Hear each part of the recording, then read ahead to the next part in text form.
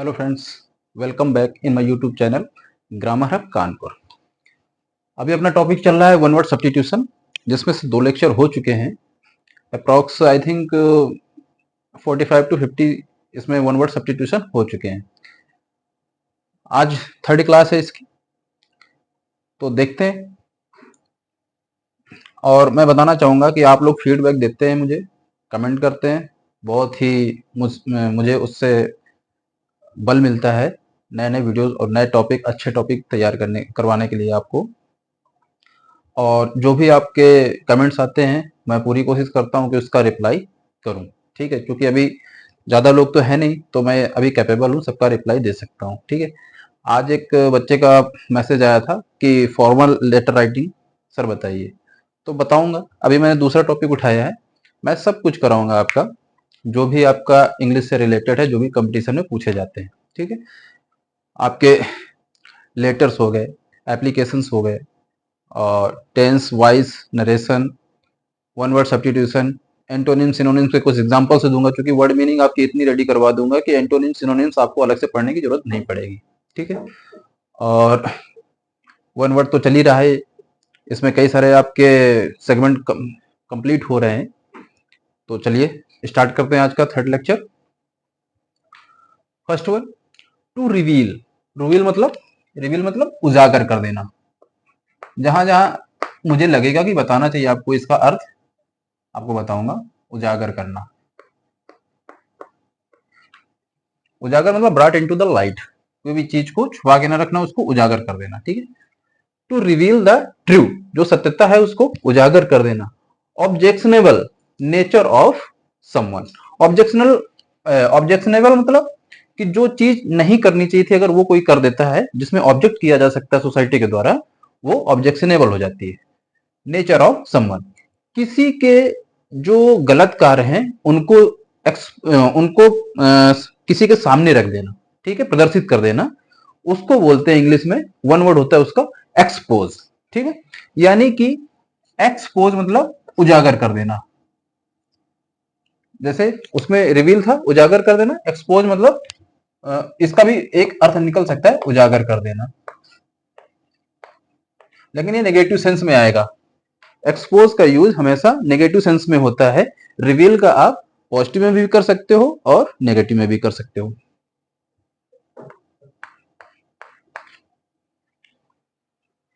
जैसे कि मान के चलो कि कोई नेता है, या नेता की बात छोड़ो, पर्टिकुलराइज नहीं करेंगे, कोई एक व्यक्ति है जिसने कोई गलत काम किया है, वो आपके नॉलेज में है, और जब आपसे उसकी अनबन हो जाती है और नहीं बनती है, तो जब और आपसे वो लड़ रहा है, तो आप क्या कहोगे?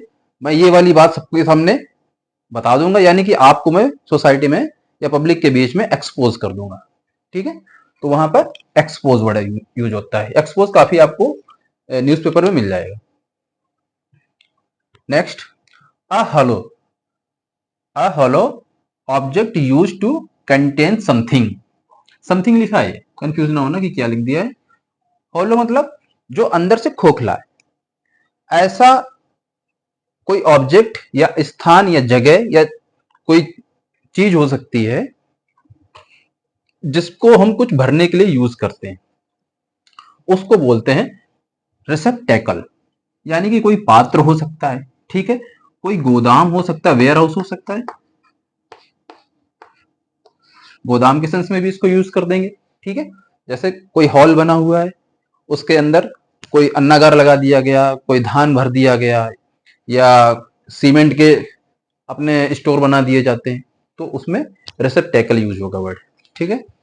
Next, allowed harsh piercing. Piercing मतलब चुभने वाली। बीच बीच में वर्ड मीनिंग लिख लिया करो। चुभने वाली कोई वस्तु या चीज या कोई भी मतलब ध्वनि, ठीक है, तो चुभने वाली। हार्श मतलब जो आपके कानों को अच्छा ना लगे। क्राई, इसको क्या बोलते हैं? ऐसी कोई ध्वनि जिसको सुनकर आपको अच्छा ना लगे, ठीक है, तो उसके लिए एक वर्ड है स्क्रीच। अब इसको याद करने का, जैसे मैंने बताया था, फनी तरीका ढूंढ लेना कुछ भी। कुछ भी इमेजिनेशन कर लो इसका। जैसे स्क्रीच है, स्क्रैच। अच्छा, ये मान के चलो कि जैसे नीचे बालू पड़ी हुई है, अब उस पर तुम स्क्रैच कर रहे हो ऐसे, तो जब वो कान में आपको आवाज पड़ती है तो आपको अजीब से रोंगटे खड़े होंगे, गूज़बम्प्स आपके आ जाएंगे और कान को आपको अच्छा नहीं लगेगा। ठीक है, यानी कि आप स्क्रैच कर रहे थे कुछ, और स्क्रैच से क्या होता है, मैं उसको सुन रहा था और कान को अच्छा नहीं लग रहा था। यानी कि कर्ण कटु ध्वनि, कानों को चुभने वाली आवाज, तो स्क्रीच होता है। स्क्रैच कर रहे थे आप, उससे आप इसको कोऑर्डिनेट कर लेना। ठीक है, तो याद कर लेना, स्क्रीच, स्क्रीच मतलब कर्णकटु ध्वनि। अनेबल टू बी डिस्ट्रॉयड और रिमूव, जिस चीज को डिस्ट्रॉय ना किया जा सके, ठीक है, उसको क्या बोलेंगे, इन इरेडिकेबल। इन इरेडिकेबल, इसका भी आप कोई ना कोई कॉम्बिनेशन बना लेना, कैसे का याद करना है। वैसे इन लगा के इसको एंटोनिम्स बना दिया गया। वैसे इरेडिकेट होता है, इरेडिकेट से ही इरेडिकेबल बना है, और उससे उसका अपोजिट हो गया है इन इरेडिकेबल। ठीक है, तो अविनाशाय, जिसका विनाश ना किया जा सके। नेक्स्ट, अर्ज समवन, किसी को प्रोत्साहित करना, to act in a violent way. किसी को देखा होगा कि जब किसी के बीच में झगड़ा होता है तो एक पक्ष होता है, दूसरे पक्ष से जो जलता है, तो दूसरा एक व्यक्ति उसमें आग में घी डालने का काम करता है। यानी कि एक पक्ष को बोल रहा है, ये तो बंदा ऐसा तुम्हारे बारे में ऐसे बोल रहा था, उसको और इंस्टिगेट करते हैं कि उससे और ज्यादा उसकी लड़ाई हो, जिससे उसका बदला इसके थ्रू पूरा हो सके। तो प्रोत्साहित करते हैं लोग, उत्तेजित करते हैं, तो उसको बोलते हैं इनसाइट। ठीक है, इनसाइट मतलब किसी को उत्तेजित करना। Next, express a proposition, theory, etcetera in clear और डेफिनिट टर्म्स। एक्सप्रेस व्यक्त करना, आ प्रोपोजिशन मतलब प्रस्ताव, इस वर्ड को लिख लेना आप, ये वर्ड मीनिंग आपकी हो सकती है। ठीक है, प्रोपोजिशन मतलब प्रस्ताव होता है, थ्योरी या सिद्धांत, इन क्लियर और डेफिनिट टर्म्स, किसी चीज का सही, किसी प्रस्ताव को या थ्योरी को सही सही से बताना, वो क्या होता है, उसको बोलते हैं इनंसिएट। इनंसिएट, याद कर लेना वर्ड, बहुत पूछा गया है ये, इनंसिएट यानी कि उच्चारित करना। ठीक है, किसी चीज का अर्थ बताना। जैसे अपनी गीता है, वो संस्कृत में है, लेकिन उसका हिंदी में भी अनुवाद है, इंग्लिश में भी अनुवाद है। तो जो बताने वाले होते हैं, कथावाचक होते हैं, तो वो लोग उसका उच्चारण करते हैं और उच्चारित करते हैं, तो वो लोग क्या करते हैं, इसका इनंसिएशन करते हैं। ठीक है, ये स्लाइड हो गई। नेक्स्ट स्लाइड देखते हैं। चलिए नेक्स्ट देखिए। नेक्स्ट है the tendency to recur at intervals, मतलब एक निश्चित अवधि के बाद जो चीज होती है उसको क्या कहते हैं, उसको बोलते हैं पीरियोडिसिटी। पीरियोडिसिटी, हिंदी में बोलेंगे आवधिकता। इस वर्ड को याद कर लेना, आपको हिंदी के एग्जाम में भी काम आएगा। ठीक है, पीरियोडिसिटी एक जनरल वर्ड है, आपको याद रहेगा कि जैसे आपके स्कूल जाते हैं आप, तो उसमें कई सारे पीरियड्स होते हैं, तो एक निश्चित इंटरवल के बाद आते हैं, रिकर होते हैं, तो पीरियड से याद रखना पीरियोडिसिटी, जो एक निश्चित अंतराल के बाद, यानी कि हर 30 मिनट बाद दूसरा पीरियड लग जाता है। ठीक है, तो उससे आप याद रखना इसको। Next, a dramatic entertainment in which performers express through gesture. Gesture मतलब क्या होता है आपका, लिख लेना आप लोग, आव भाव। गेस्चर का मतलब क्या होता है, आव भाव।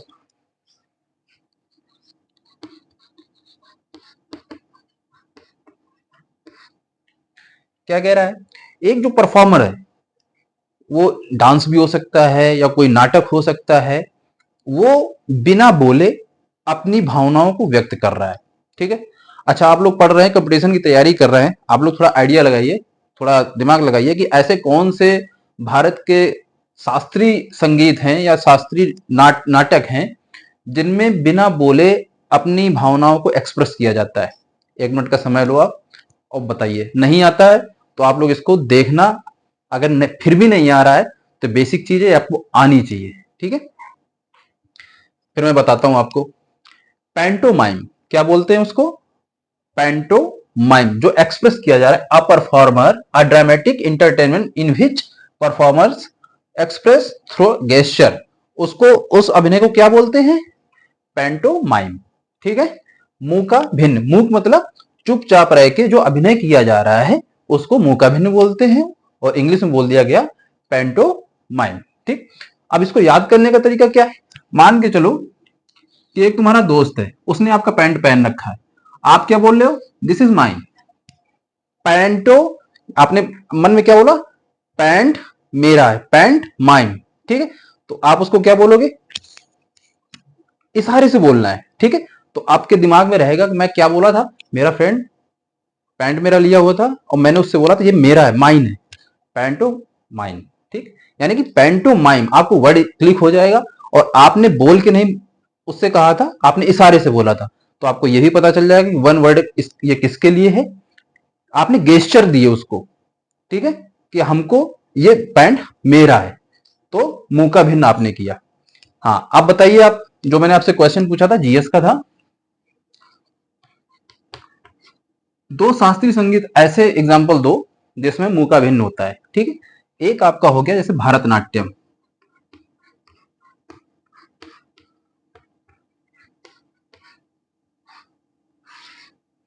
और एक हो गया जैसे कथक, वो जो डरावनी सी शक्ल लेके आते नहीं है, साउथ इंडियन डांस करते हैं, कथक, वो सब गेस्चर आपको एक्सप्रेस करते हैं, उसमें कोई बोला नहीं जाता है कि, और कोई कोई अभिनय पूरा हो जाता है। पहले जब दूरदर्शन चैनल चला करता था तो उसमें कई टाइप के ऐसे मुंह का भिन्न सीरियल आया करते थे, प्रस्तुत करते थे, कोई भी नाटक हो गया, संगीत हो गया, इस हिसाब से प्रस्तुत करते थे। ठीक है।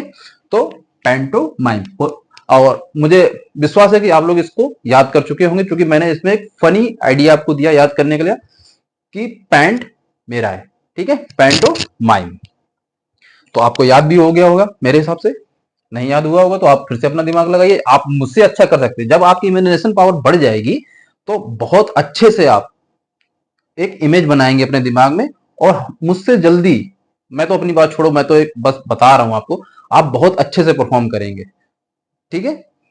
तो ऐसे आप किया करो, एक आइडिया दे रहा हूं मैं आपको। नेक्स्ट है वर्क एक्सट्रीमली हार्ड, जैसे पढ़ाई आप बहुत ही हार्ड करते हैं, किस चीज के लिए? कि आपको अच्छी सी कोई एक जॉब मिल जाए। ठीक है, अपना फ्यूचर आप संवार सके, तो उसके लिए एक वर्ड यूज होता है टॉयल। आप क्या करते हैं? टॉयल करते हैं, मशक्कत करते हैं। ठीक है, याद कर लेना इसको। नेक्स्ट है to sweep over something so as to surround it completely, मतलब ये कह रहा है कि किसी चीज को पूरी तरीके से साफ कर देना या अपने में समाहित कर लेना। ठीक है, उसको क्या उसको क्या बोलेंगे आप? कि जैसे मान के चलो कोई पाइथन है, अपने से छोटे वाले स्नेक को उसने खा लिया पूरा, यानी कि वो इनगल्फ कर गया, निगल गया। ठीक है, तो उसको बोलते हैं इनगल्फ करना। इनगल्फ अगर कोई शेयर मार्केट यूज करता होगा तो उसको इस वर्ड के बारे में पता होगा, इनगल्फ। क्योंकि जब शेयर मार्केट हमारे जैसे बढ़ता है, नीचे आता है फिर बढ़ता है, तो कभी कभी कैंडल स्टिक्स यूज की जाती है। ये मान के चलो थोड़ी देर टाइम फ्रेम के लिए इतने पे ये शेयर था, ये मान के चलो 5 रुपए है, ये 1 रुपए है। ठीक है, कुछ समय बाद ये पूरा जो है ऐसे और ऐसे कैंडल बनी, इसको 2 रुपए मानो, 1 रुपए नहीं। ठीक है, अब ये कैंडल 5 पे गई थी, ये कैंडल 2 पे थी, यहां पर खरीदारी चल रही थी, लेकिन अचानक शेयर में इतनी बिकवाली आ गई कि 5 से सीधे 1 रुपए पे आ गया। तो यानी कि ये कैंडल इसको पूरा इनगल्फ कर गई। ये आप लोगों को समझ में नहीं आएगा, लेकिन मैं बता रहा हूं कि शेयर मार्केट में ये टर्म बहुत यूज होता है।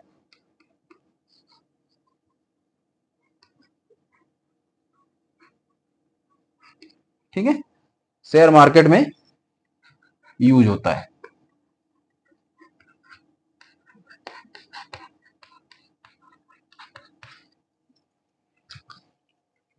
निगल जाना, ठीक है, इनगल्फ।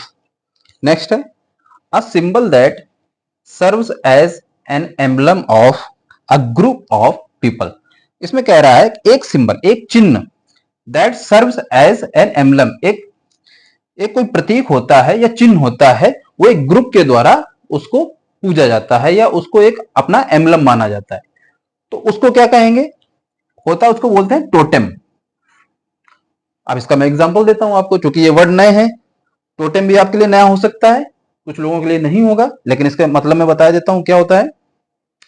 टोटेम का मतलब ये होता है कि जैसे अपने देश में कई सारी जनजातियां हैं, ठीक है, कबीले हैं, अभी भी हैं, जैसे भील हो गया, टोडा हो गया, सहारिया हो गया दूसरे देशों में, ठीक है। तो मैं केवल कबीलों की बात कर रहा हूं। जैसे भील जनजाति है, एमपी में पाई जाती है, आपको पता होगा, जीएस पढ़ते हैं, ठीक है। तो भील क्या है, जंगल में रहती है। इनका मान के चलो कोई एक प्रतीक हो सकता है जिसको ये अपना कुल देवता मानते हैं, ठीक है। जैसे कोई पेड़ हो गया स्पेशल टाइप का, ठीक है, या कोई पत्थर वैसे बनावट का कुछ भी होगा उनका जो शुरू से पूछते चले आ रहे हैं। आप लोगों ने कई सारी मूवी भी देखी होंगी कि कोई एक पेड़ होता है उसको कुल देवता माना जाता है, ठीक है, या कोई पत्थर होता है, कोई प्रतिमा होती है, एक वो उन्होंने सिंबल के रूप में बना रखा है। जैसे हम लोग क्या है, हम लोग भी तो अपने कुल देवता को मानते हैं, किसी किसी परिवार के कहते हैं कुल देवता के मेरे पूजा है, बहुत पुराने देवता है मेरे पूजा है स्पेशल, वो अलग अलग भगवान अपने मान लेते हैं। एक छोटा सा समूह होता है अपने कुल के देवता के रूप में जिसको पूजने लगते हैं या कुल चिन्ह के रूप में पूजने लगते हैं, तो वही टोटेम कहलाता है, ठीक है। मैं इसलिए आपको इतना डेरिवेट करता हूं कि ये वर्ड आपको याद हो जाए। बाकी मैं एक लाइन में पढ़ दूंगा, उसका मतलब बता दूंगा टोटेम, ऐसा आप भी कर सकते हैं, लेकिन उसका कोई यूज नहीं होता है, 2 दिन याद रहेगा फिर भूल जाएगा। इसलिए मैं एग्जाम्पल सहित आपको देता हूं कि आपको ये तैयार हो सके, ठीक है। नेक्स्ट स्लाइड देखते हैं। हमारी नेक्स्ट स्लाइड आ गई है, देखिए क्या है, to leave a place suddenly और सीक्रेटली, मतलब अचानक आप किसी जगह पर थे और अचानक उस जगह को छोड़ना पड़े, ठीक है, किसी कारणवश, तो उसको क्या बोलोगे, डी कैंप। अब डी कैंप किससे बना है, आप पहाड़ों पे गए या किसी नदी किनारे गए, घूमने के लिए गए, पिकनिक पे गए, तो वहां पर कैंपिंग करते हैं, ठीक है। कैंपिंग का मतलब क्या होता है, आप वहां टेंट लगाते हैं, नाश्ता पानी करते हैं, खाने के लिए कुछ बनाते हैं वहां पर, तो हो गया कैंपिंग, ठीक है। अब मान के चलो आप पहाड़ों में बैठे थे, अचानक वहां से लैंडस्लाइड हुई या मान के चलो आंधी तूफान कुछ भी आ गया, तो आपको बोला गया कि वहां से तुरंत भागना है, दूसरी कहीं सेफ प्लेस पे आपको जाके रुकना है, ठीक है। तो आप वहां क्या करेंगे, डी कैंप करेंगे, या कोई आर्मी की टुकड़ी है, कहीं जाके उसने कैंपिंग की, ठीक है, रास्ते में थे, दूर जाना था, रात हुई, तो वो रास्ते में कहीं कैंपिंग करने लगे। अचानक उनको खबर मिलती है कि तुम्हारे ठिकाने का पता चल चुका है, अब यहाँ पर कभी भी कुछ भी अटैक हो सकता है, तो वो क्या करेंगे, अपने कैंप को डी कैंप करेंगे, यानी कि एक का एक भागेंगे, ठीक है। तो कैंपिंग से बना है डी कैंप, इजी है, आप लोग समझ जाएंगे। नेक्स्ट देखिए, the customary code, the customary code of polite behaviour in society, ठीक है। एक मतलब आपका जो रीति रिवाजों के कोड ऑफ कंडक्ट होते हैं ना, ठीक है, जो मतलब आप आचार व्यवहार करते हैं अपने एक सोसाइटी में, उससे रिलेटेड है, ठीक है। Among members of a particular profession और ग्रुप, हर ग्रुप की बात क्यों कही गई है, इंडिया में कई टाइप के लोग, कई धर्म के लोग रहते हैं, ठीक है। हर धर्म में एक अलग अलग व्यवहार करने के लिए मिलने जुलने के तौर तरीके बनाए गए हैं, तो जब किसी से मिलते हैं तो अच्छे आपके व्यवहार शो करने के लिए उसको एक पर्टिकुलर नाम दिया जाता है, ठीक है। तो उसको बोला जाता है एटिकेट। एटिकेट मतलब शिष्टाचार, ठीक।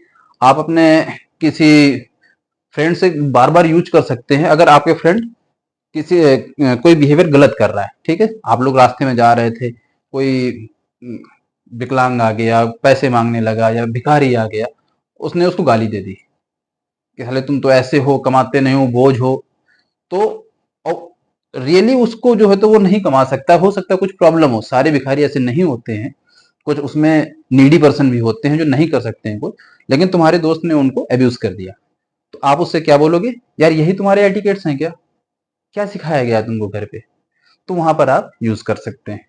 ये अपने दोस्त से पर डे यूज किया करो, यार तुम्हारे एटिकेट्स बहुत अच्छे हैं यार, ठीक है। इस हिसाब से आप यूज करके इसको बार बार यूज करेंगे, आपका वर्ड मीनिंग भी रेडी होगा और एटिकेट जब दिमाग में आएगा तो पॉजिटिव चीज आपके दिमाग में आएगी। आप अगर गलत करने भी जा रहे होगे तो आप सोचोगे कि यार मैं उसको तो बोलता हूँ कि तुम्हारे एटिकेट्स कैसे हैं, लेकिन मेरे कैसे हैं मुझे भी सोचना पड़ेगा। तो ये वर्ड याद रखना। नेक्स्ट देखिए, the way in which substance hold together, thickness और विस्कोसिटी। विस्कोसिटी क्या होता है, पता है किसी को? विस्कोसिटी मतलब होता है जैसे चिपचिपा टाइप,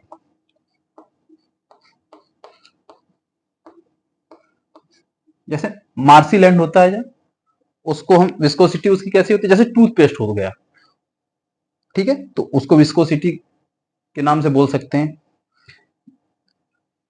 ये कह रहा है कि ऐसा सब्सटेंस, ऐसी चीजें जो आपस में जुड़ी हुई होती हैं और ना तो वो सॉलिड है ना वो लिक्विड है, वो बीच की अवस्था है, तो उसको क्या बोलते हैं? कंसिस्टेंसी, स्थिरता। मतलब ऐसी चीजें ना तो वो चलायमान है और ना वो सॉलिड है, वो एक ही स्थायित्व बनाए हुए हैं, ठीक है, तो उसको कंसिस्टेंसी। जैसे आप लोग बोलते हैं पढ़ाई में कंसिस्टेंसी बहुत जरूरी है, तो उसका मतलब यही हुआ कि ऐसा ना हो कि आप एकदम से पढ़ाई चलाए हैं, पढ़े चलाए हैं बिल्कुल, और ऐसा ना हो कि 4 दिन तो इतना आपने पढ़ाई की और फिर 10 दिन आप बिल्कुल लेटे हुए हैं। ऐसा नहीं, कंसिस्टेंसी होनी चाहिए, पंक्चुअलिटी होनी चाहिए, डिसिप्लिन होना चाहिए। जब ये तीनों चीजें मिल जाती हैं तो सक्सेस अपने आप आने लगती है। क्या क्या बोला मैंने?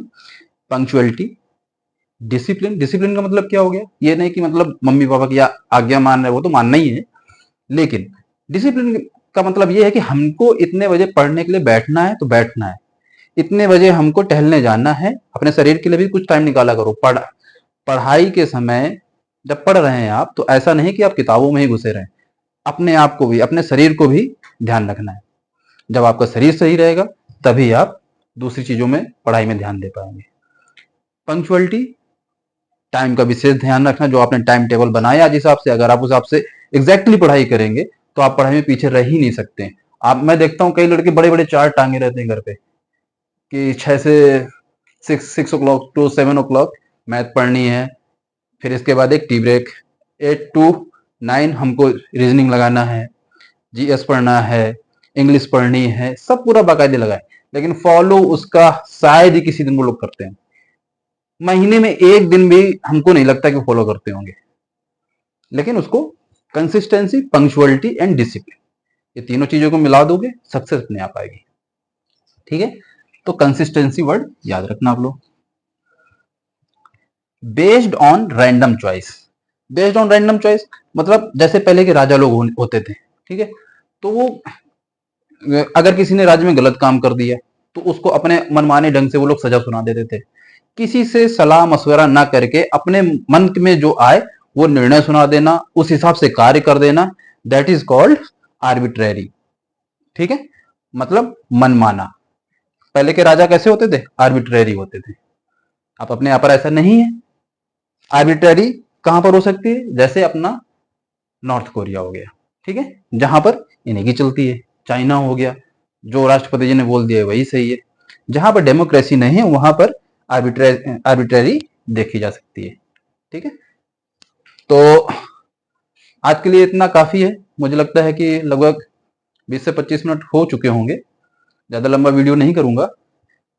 तो मुझे बताना, फीडबैक जरूर देना, अगर आप लोग वीडियो देख रहे हैं फीडबैक जरूर देना मुझे कि मैं जो पढ़ा रहा हूं उसमें आपको इंटरेस्ट आ रहा है कि नहीं आ रहा है, या कुछ सुधार करना हो वो भी बताना, क्योंकि मैं इस एरिया में बिल्कुल नया हूं, मुझे नहीं पता है।